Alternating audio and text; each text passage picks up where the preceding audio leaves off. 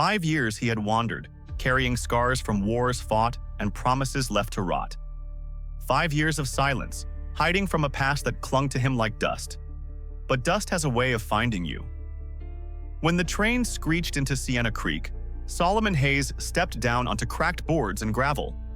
The town greeted him with emptiness, broken fences, dry winds, and the stillness of a place too afraid to breathe. On a bench sat a girl, no older than 12. Her eyes were storm clouds, her hands clutched a tattered shawl as if it were armor. She did not speak. She did not need to. In her silence, Hayes felt the weight of a story he could not yet name. He had come to disappear. Instead, he had been found. For 3 days, the world held its breath. In a dusty boarding house, the man and the girl shared little but quiet. She traced shapes in the dirt, and he let the silence grow. But peace in Sienna Creek was fragile, and fragile things do not last. The thunder of hooves shattered the stillness. 3 riders dismounted, coats heavy with dust and eyes sharp as blades. At their head was Cain, the kind of man who smiled with cruelty. He came with a message. The girl was not free. She belonged to Leroy, the king of this wasteland. That night, the message burned. Flames devoured the stables, horses screamed into the dark. From the window, the girl watched with wide, unblinking eyes. She knew those fires.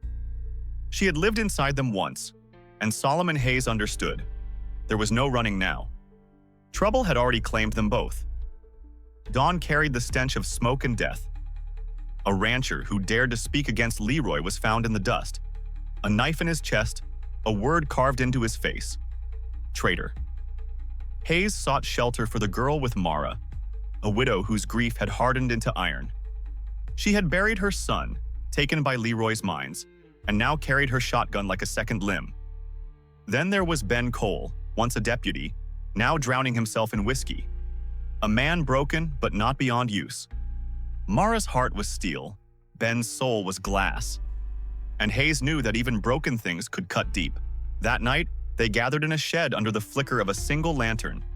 Mara, Ben, Solomon, and the girl they called Sparrow. In the dirt, she drew a map. The tunnels of Leroy's mine, carved deep beneath the town.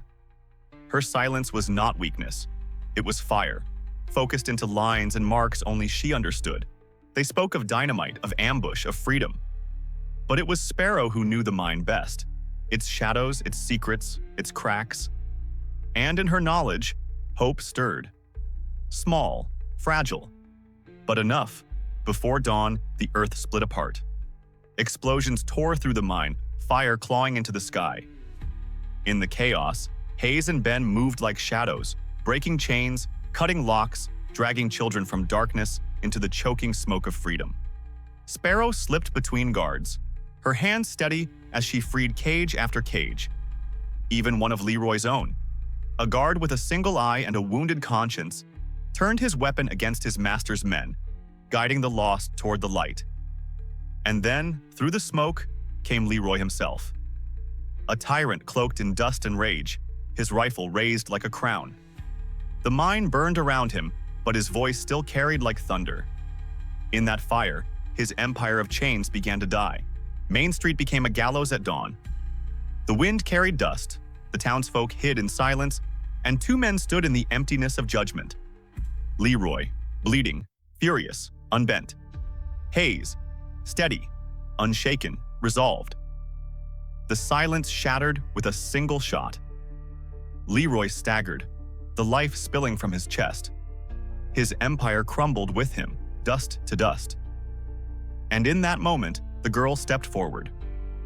She carried no weapon, only a key, the symbol of every lock that had bound her kind. She let it fall, cold against the tyrant's body. And in her whisper, the world heard freedom. Morning came, and with it, the weight of memory. On a hill above Sienna Creek stood a wooden cross.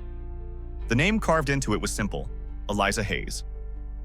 At its base, the girl placed a desert flower. Her eyes glistened, but her hands did not tremble. Beside her stood the man who had come here to vanish. Now he had found something greater. Together they rode from the town. One horse, Two souls, bound not by blood but by fire and dust and the promise of tomorrow.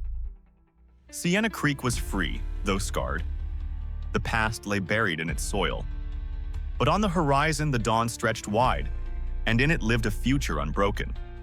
Solomon Hayes had found a reason to live, and Sparrow, once voiceless, carried a song of freedom. In the end, the dust was not just weight, it was the soil from which hope could rise.